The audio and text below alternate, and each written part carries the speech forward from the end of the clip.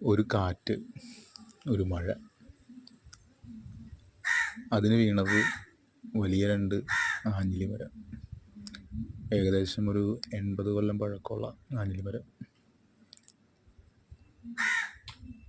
വീണത് എൻ്റെ വീടിൻ്റെ മുകളിലേക്ക്. നാശനഷ്ടം എന്ന് പറയുമ്പോൾ വീടിൻ്റെ മുകളിൽ വന്ന് വീണു. അപ്പുറത്തെ വീടിൻ്റെ മുകളിലേക്ക് കൊണ്ട് നമ്മുടെ വീടിൻ്റെ അടുക്കള മൊത്തം പോയി, ബാത്റൂം പോയി, റൂം. ഒരു കാറ്റത്ത് ഒരു മരം വീണതിൻ്റെ നാശനഷ്ടം കണക്കിലെടുക്കുമ്പോൾ ഏകദേശം 1,00,000 രൂപ അടുത്ത് വരുന്നുണ്ട്. നമുക്ക് പഞ്ചായത്തിൽ നിന്ന് അല്ലെങ്കിൽ സർക്കാരിൽ നിന്ന് എന്തെങ്കിലും കിട്ടുമോയെന്നൊന്നും നമുക്കറിയത്തില്ല. കാരണം അവർ വന്ന് നോക്കിയിട്ട് ഏതാണ്ട് 35% മാത്രം എന്നൊക്കെ പറഞ്ഞ് എഴുതിക്കൊണ്ട് പോയിട്ടുണ്ട്.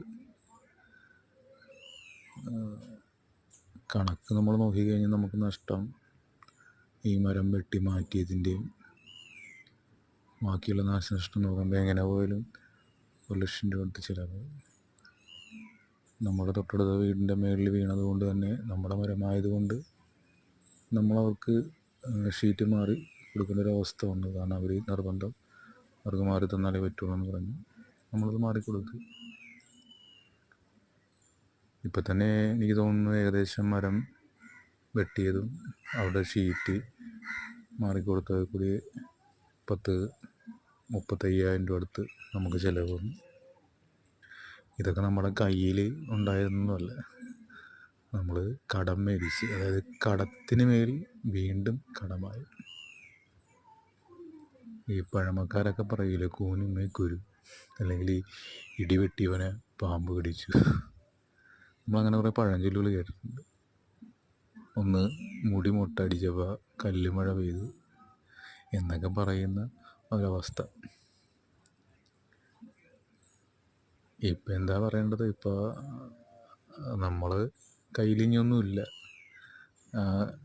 കടം മേടിച്ച പൈസ നമ്മൾ മരം വെട്ടി, അതുപോലെ തന്നെ മറ്റവരുടെ റൂഫും ശരിയാക്കി കൊടുത്തു. ഇനി നമ്മളിനി ഒന്നേന്ന് തുടങ്ങണം. നമ്മുടെ അടുക്കള ശരിയാക്കണം, ബാത്റൂം, റൂം ശരിയാക്കണം. മഴ പെയ്യുമ്പോൾ വെള്ളം അകത്ത് വീണുകൊണ്ടിരിക്കുക. അടുക്കള പോയി. ഇപ്പോൾ ഞങ്ങൾ അടുക്കള പോയപ്പോൾ ഇപ്പോൾ നടുക്ക് ഞങ്ങൾക്കൊരു മുറി ഉണ്ടായിരുന്നു. ആ മുറിയുടെ അകത്താണ് എല്ലാം വെച്ചിരിക്കുന്നത്. അവിടെയാണ്